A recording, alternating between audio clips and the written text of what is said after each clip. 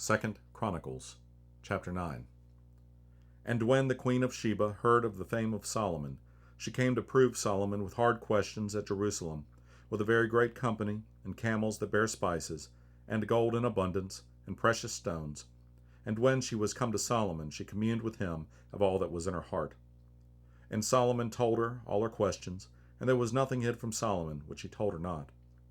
And when the queen of Sheba had seen the wisdom of Solomon, and the house that he had built, and the meat of his table, and the sitting of his servants, and the attendance of his ministers, and their apparel, his cupbearers also, and their apparel, and his ascent by which he went up into the house of the Lord, there was no more spirit in her.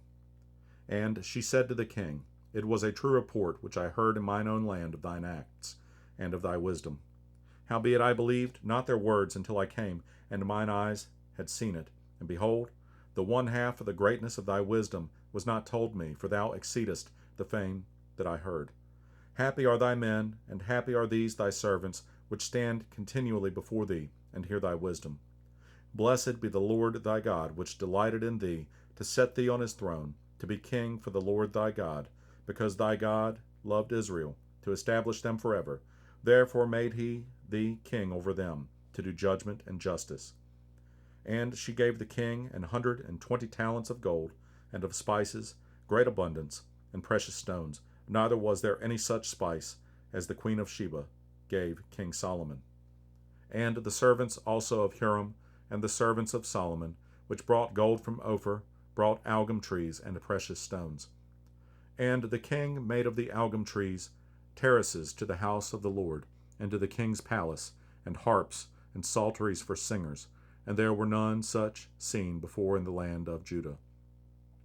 And King Solomon gave to the queen of Sheba all her desire, whatsoever she asked, beside that which she had brought unto the king.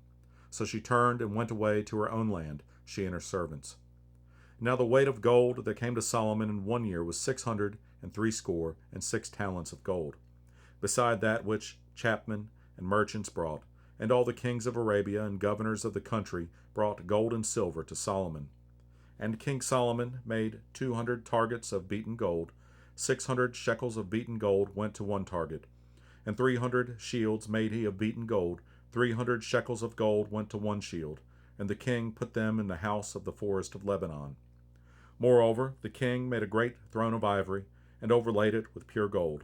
And there were 6 steps to the throne, with a footstool of gold, which were fastened to the throne, and stays on each side of the sitting place, and 2 lions standing by the stays.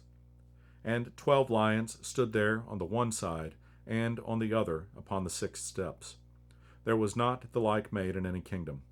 And all the drinking vessels of King Solomon were of gold, and all the vessels of the house of the forest of Lebanon were of pure gold. None were of silver. It was not anything accounted of in the days of Solomon. For the king's ships went to Tarshish with the servants of Huram. Every 3 years once came the ships of Tarshish, bringing gold and silver, ivory and apes and peacocks. And King Solomon passed all the kings of the earth in riches and wisdom. And all the kings of the earth sought the presence of Solomon to hear his wisdom that God had put in his heart.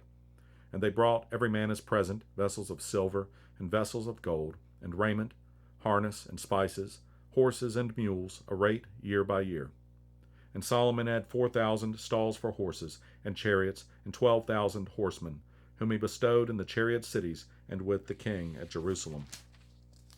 And he reigned over all the kings from the river even unto the land of the Philistines, and to the border of Egypt. And the king made silver in Jerusalem as stones, and cedar trees made he as the sycamore trees that are in the low plains in abundance. And they brought unto Solomon horses out of Egypt, and out of all lands. Now the rest of the acts of Solomon, first and last, are they not written in the book of Nathan the prophet, and in the prophecy of Ahijah the Shilonite, and in the visions of Iddo the seer against Jeroboam the son of Nebat?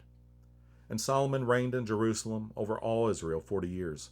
And Solomon slept with his fathers, and he was buried in the city of David his father, and Rehoboam his son reigned in his stead.